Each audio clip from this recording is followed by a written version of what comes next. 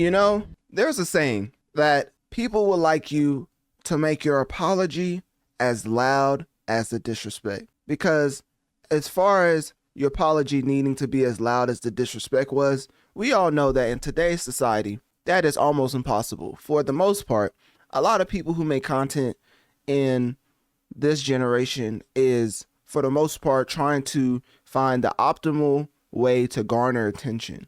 And what is that pathway? Like, what's the easiest pathway to that? Of course, to hate on things. So, of course, the apology would never be as loud as the disrespect. But that's why over here at the Notorious Mass Effect, we love to look at the objective analytics because, of course, Ubisoft actually has a W with Assassin's Creed Shadows. Now, when it comes to a W, I'm specifically talking about Assassin's Creed Shadows becoming the second highest day one sales in Assassin's Creed history, only falling short to Assassin's Creed Valhalla. Now, of course, for day one, the concurrent player count, well, just the player count was over 1 million. Day two, it exceeded over 2 million. And looking at the charts currently, it is not in the top 15 as far as Steam, but the 24-hour peak is still pretty healthy as of it being, I think it's 2-3 days out. It's around 44,000 as far as its 24-hour peak. And then when it comes to PlayStation, it's the most popular game on PlayStation. And then Xbox is very interesting because you look at Xbox and you come to realize, how does Assassin's Creed Shadows and Assassin's Creed Shadows Digital not combine when it comes to the charts? But they have it as two separate games. So technically, Assassin's Creed is the second most played game on Xbox, but the deluxe edition is the fifth most played game. So in totality, I'm just going to go and say that objectively speaking, Assassin's Creed Shadows is probably the most popular game currently on consoles. Now, that being said, the controversy surrounding this game, the controversy surrounding Ubisoft, I've covered thoroughly to the point where back in December 11th, 2024, Ubisoft shares fell 17% after it delayed the launch of new Assassin's Creed game. Now, of course, as far as me saying December 11th, 2024, I'm talking about when I covered this specific topic. So if you look that up, you'll see my coverage of that. But essentially, I was going over the Guillemot family. Hopefully, I'm pronouncing that right. The founders of Ubisoft. If you didn't know that, the Guillemot family is the founders of Ubisoft. And then, of course, their partner in crime, well, not crime, but, their partner in this fiasco as Tencent, a significant shareholder. Both of them was contemplating on moving Ubisoft private following a year marked by financial downturns and unsuccessful game releases. Now, of course, the way I started out the segment, you would think I'm talking about the Guillemot family and a Tencent company. Of course not. It's a lot of people out here because notice I mentioned content. I didn't really talk about Tencent and the Guillemot family disrespecting Ubisoft, or so it seemed like they was disrespecting Ubisoft at the time because we didn't know they was cooking up this game, right? So when they delayed it, Tencent Guillemot family basically was saying that, hey, y'all don't know what you're doing. Y'all haven't made a good game in a while. I mean, to their, to play devil's advocate, or basically to co-sign what they were saying, to put out the first ever Star Wars open world game. I repeat, the first ever open world Star Wars game. And it flops. I mean, that's just a ginormous flop. That is one of the more pivotal flops that we've seen in gaming history. Because some people have to realize that licensing IP is very expensive, right? So you would hope that in return, the ROI will be at a certain metric. And guess what? Outlaws didn't hit any of the metrics. So when it comes to Assassin's Creed Shadows, they realized that this was the last hurrah to let the Guillemot family and Tencent know that, hey, we actually know what we're doing and we know how to put out a successful game, because it didn't matter if this game was phenomenal, right? Quality set to the side. I always say if you sell a lot does not mean you make high quality. Just because you don't sell means you make below average as far as quality, right? The two don't correlate. Sometimes it does. So Creed or Shadows could have came out and could have been a phenomenal game and not sold as well. And guess what? Guillemot family and Tencent would have still took over because they was basically proven right as far as Ubisoft not being able to sell games anymore. So with that being said, in Assassin's Creed, wasn't the only thing. When that got delayed, when Outlaws flopped, when X Defiant, remember that game? When that game got shut down by Ubisoft, which was the Call of Duty killer, as far as completely shutting that game off, well, I don't think they've done it yet. I think they're doing it June 2nd. Yeah, June 2nd, 2025. Yeah, so we still got some time. But yeah, they're shutting down X Defiant. So I'm sorry for the X Defiant players out there if I'm bringing you bad news abruptly. But hey, June 2nd, 2025, just prepare to be disappointed. But like I said, the apology needs to be as loud as the disrespect. That specific point was targeting the grifters, basically showcasing a lot of historical and inaccurate points in the game. Because when it comes to Yasuke, he has an actual background when it comes to the history, right? And Ubisoft tweaked it a little bit to give him more of a status in the game. But obviously, people are pointing out historical accuracy in a way that is very hypocritical for a video game that's based on superpowers and Assassin's Creed, people using magic and things of that nature, right?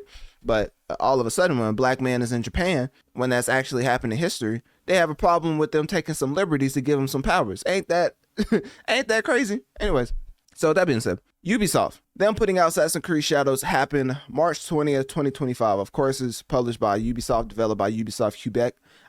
As far as the setting, it's the 16th century feudal Japan. Now, if you was wanting to get into this game, just know there's a lot of stealth elements, but technically there's an option to where you can have instant assassination, and it makes the game a lot easier. I like playing stealth games with that on because I don't want to sneak up on somebody and then automatically get blocked. Like, I know it's for the higher levels, but what if I want to turn on instant assassination and go to the highest level and test my stealth, right? So it's a lot of different ways to play this game. I've put about 10 to 15 hours, maybe even 20 hours at this point, because I've been playing off stream.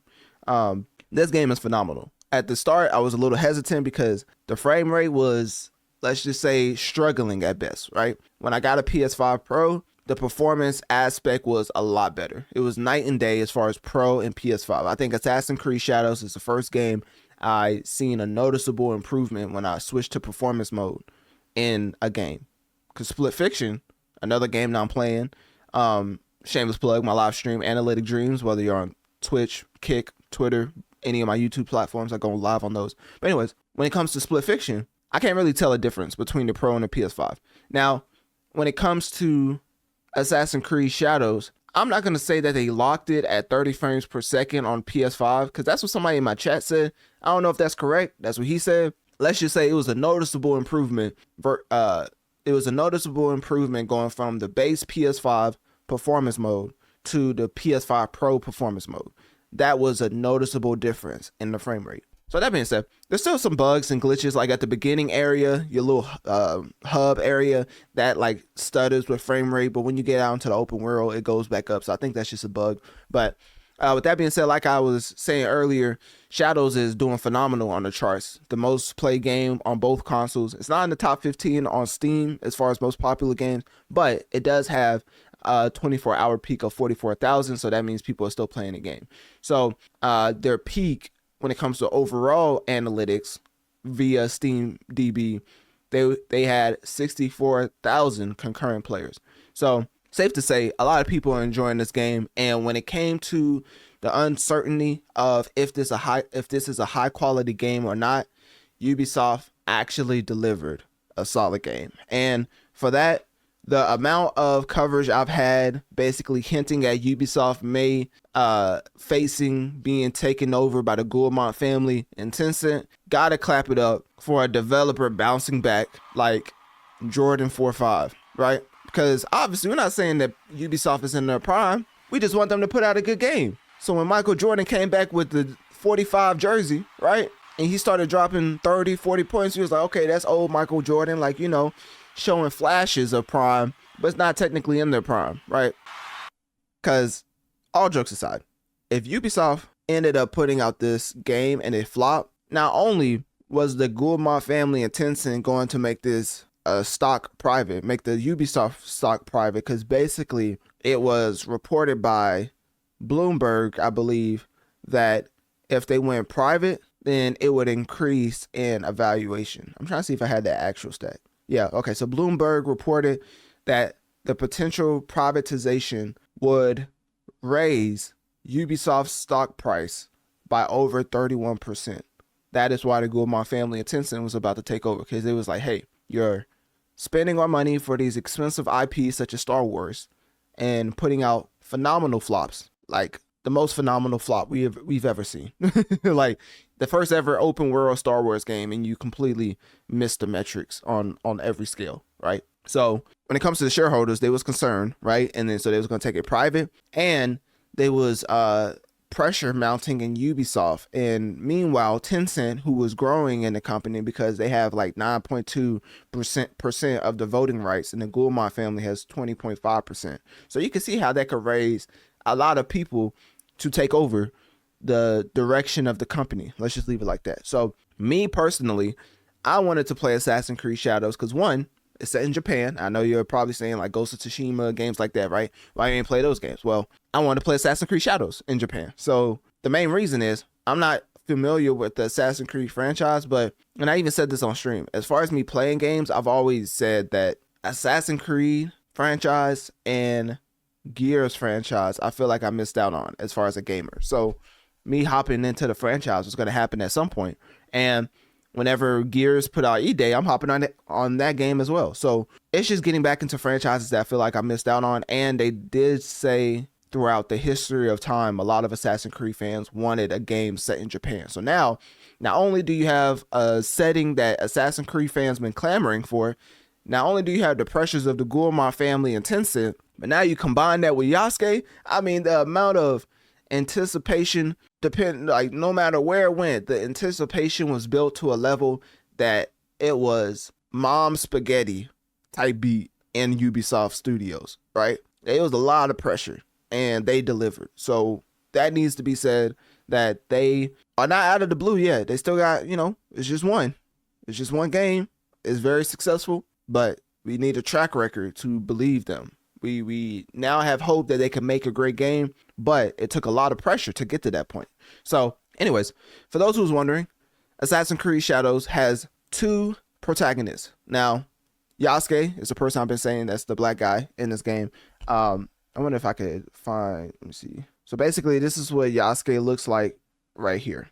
So this is how Yasuke looks. Analytic Dreamz video on Spotify to see the video along with the audio. But essentially, Yasuke is a black man in Japan. And when I tell you that brought out all the races known to man, I was flabbergasted. I was like, is this 1950? Anyways, with that being said, people was crazy as far as their takes on this game simply because of Yasuke. Because for the most part, I'm not going to spoil anything, but for the most part, at the very beginning, Naoe is the main character. Yeah, that's not spoiling too much. So I think people are just upset at the notion of a black man being in Japan because they didn't pay attention to the actual gameplay mechanics. Because if you don't know, as far as Naoe, and like I said, I played the game for a good portion of time by this point of the review. So Naoe is more stealth oriented. Yasuke is more of a tank. You cannot do a lot of the things exploration wise with Yasuke that you could do with Naoe, especially the I forget what you call it. It's like the perch point or whatever, when you hop on it and it looks around the whole map or whatever. It's like a look at my graphics type moment. Basically, you can't reach a lot of the heights with Yasuke, and transversing the environment is a lot more enjoyable with Naoe. And for me, I play games for stealth. I play Cyberpunk, Splinter Cell. I'm just naming some of my like top tier stealth games that I've enjoyed. And when it comes to stealth, I really enjoy the intricacy that goes into level design, right? So I wanted to play as Naoe for the most part. A lot of people was just acting like Yasuke being included in the game, even though it was two protagonists, was just the biggest sin known to man. Another thing, when it comes to the world dynamics, that was another pivotal thing. It really plays a factor as far as what season it is, whether it's Frozen Lakes, whether it's what else is so yeah, Frozen Lakes. There's other things that manipulates the environment. Oh, when it rains, yeah, okay. So when it storms, right, that helps you sneak around more effectively because people can't hear you at all. So the seasons in this game is a nice change, and it really breaks the monotony because it happens more often than you think, especially if you're exploring the map and fast traveling a lot. Another thing about this game, I think the prone crawling is a cheat code. The way that Naoe can just crawl on the ground and not be seen is very much a cheat code in an open world environment. Now, of course, other games have had prone, but apparently this is a new feature to the Assassin's Creed franchise. So I don't know why they haven't had prone throughout the series, but now it's here. So with that being said, the game length is approximately 40 hours for the main story. Now, if you wanted to complete the game all the way through, it would be about 60 to 80 hours. So with that fact considered, with me playing the game, I feel like I'm on the 60 to 80 hour pathway because I've been exploring any and everything, which should show you that I enjoy the game. I really do like running around as Naoe, trying stealth, and of course, if I'm in a area of the map where the enemies are lower in level or at the same, I'll just crash out and start fighting people. But for the most part, I like going around the high level maps. I think that's my favorite part of it because once again, I keep the instant assassination on. So I go to high level maps and just run around and just test my stealth skills. Because if you get caught, there's no fighting them. It's automatic death, literally. There's certain enemies where if they're at a certain level higher than you, there's going to be like a skull above their head, meaning that if they hit you once, it's over. Could you have little like rations or whatever? You could increase your health or refill your health, sort of like Spider-Man PS4. You can increase your health after you get hit. The higher levels, they don't play that.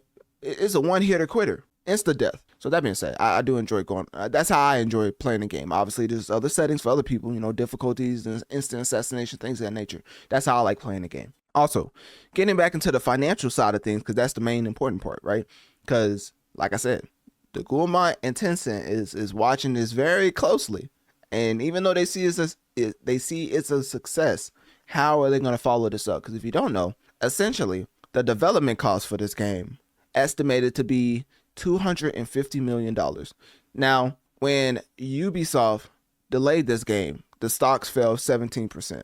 So not only do they have to make that up, but they also have to increase that before the next quarter. So raising money is a huge concern from Tencent and Guillemot family because they may mess around and let Ubisoft find out that they're going to take over. You know what I mean? Like, y'all not going to keep losing us money and us not have a hostile takeover.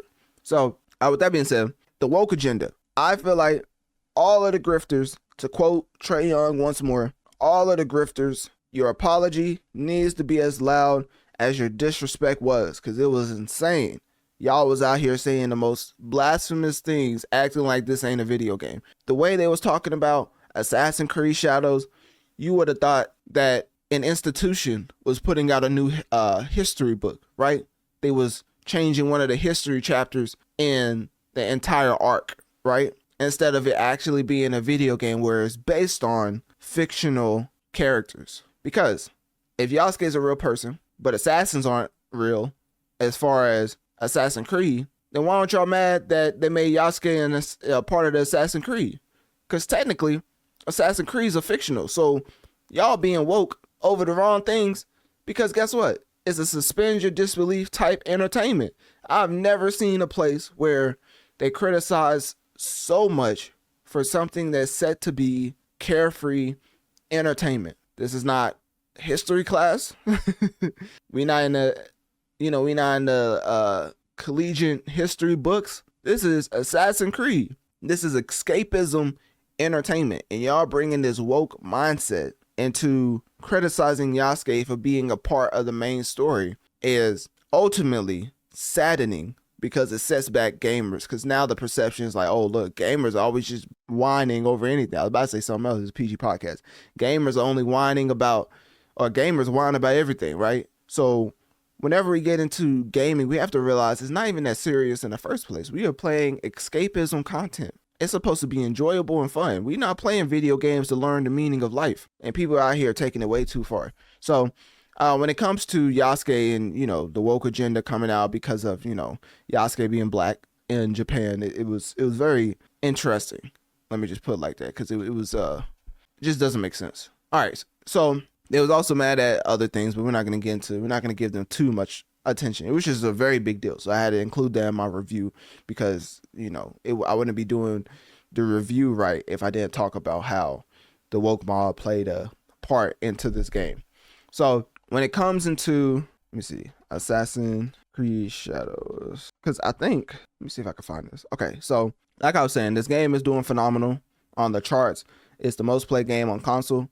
It's around 44,000 as far as the 24-hour peak on Steam. And when it comes to the big conglomerates, it's been critical acclaim throughout the board. IGN gave this game an 8 out of 10. GameSpot gave it an 8 out of 10. PC Gamer, well, I don't even have a score. Gaming Trend gave it a 10 out of 10. Tech Radar gave it a 9 out of 10. CG Magazine gave it a 9 out of 10. And Games Radar Plus gave it an 8 out of 10. So whenever I'm talking about Assassin's Creed Shadows, it's not like I'm talking from the standpoint of only I or a few people enjoy the game. The consensus is that this is a high quality game. For me personally, it's a solid game and I really enjoy it. Technically, we're only 3 months in, but Split Fiction is still by far the best game I've played in 2025. That could change, but as of right now, that's how it is. And obviously, I haven't beat Assassin's Creed Shadows yet, so it can end up, I haven't beat Split Fiction. I'm towards the end of that game, but I haven't beat Shadows. I'm towards the beginning of that game. So, my opinion can always change. I'm just telling you right now how I feel. So, with that being said, I believe the Metacritic is 82 out of 100. It may be higher. I know it changes a lot. Let me see. Metacritic Assassin's Creed. Because, I like to get into sales and review roundup. So, Metacritic, okay, right now is at 81. But, essentially, people are enjoying the game. So, there's something else. What else was I wanting to get into? Oh, yeah. Okay, so Ubisoft is also putting out a DLC expansion for this game titled Claws of Awaji. Oh, I forgot I had that alert on. My fault. Shout out to Lynn 99 for following on Twitch. I appreciate you. I'm recording this. I'm probably not going to edit that out. Just, let that be a shameless promo to follow me on my live streaming platforms. Cause I go live. I try to go live at least 3 times throughout the week. But this is a review, so I'm gonna get back to it. But yeah, shout out to Lin for following on Twitch. So anyways, let me mute that because I did not. When I'm recording, I don't like that to pop up. All right. Actually, I'm just gonna mute this now. Y'all can see it pop up. All right. So the DLC expansion, Claws of Awaji, I don't know. Hopefully one of those pronunciations was correct. That is set to release later in 2025, so it doesn't really have a release date. As far as this game, the lifetime sales are still in question because currently, it's doing phenomenal. But, another game that was doing phenomenal and is nowhere to be found in the top 15 on Steam. Well, actually, it is it's number 15. How ironic. Marvel Rivals, one of the more popular games that was released in 2025 and it's not struggling, but it's hanging on a thread as far as top 15 on Steam, right? 59,000 players concurrently playing and the 24-hour peak of 179,000. Now, when it comes to console land, right? That's a totally different ball game, as Marvel Rivals on PlayStation is nowhere to be found. Once again, this is a free game that's phenomenal, immaculate, I might add. Xbox, Marvel Rivals, I don't even know why I check Xbox. Did y'all know Xbox accounts for like 3% of the total revenue for Marvel Rivals? I'm like, do Xbox players, do they just play with their wallet in another room? How does that work? They don't want to support it all? Anyways, all right, so with that being said, Assassin's Creed Shadows, phenomenal game. I think whenever I get to the end of it, I'll probably have more of a review or more of a solid score for it because this is my review. I think it's solid. I mean, after playing 10 to 20 hours, I could probably tell if the game's going to be good or not. And because, you upgrade and it gets even better because you're learning the systems and things of that nature. So if you want to see me finish the game, once again, shameless plug, Analytic Dreamz video. Well, Analytic Dreamz with a Z on Twitch, Kick, both my YouTube platforms or Twitter. And also click my link tree in my bio as it has all the links in there. But, speaking of link tree, once again, shameless plug, click my link tree in my bio. Let me know on one of my social medias. What do you think about Assassin's Creed Shadows? And at the end of the day, did you think the woke mob hurt or helped the overall sales of Assassin's Creed Shadows, ultimately helping them have the second highest day one sales in Assassin's Creed history?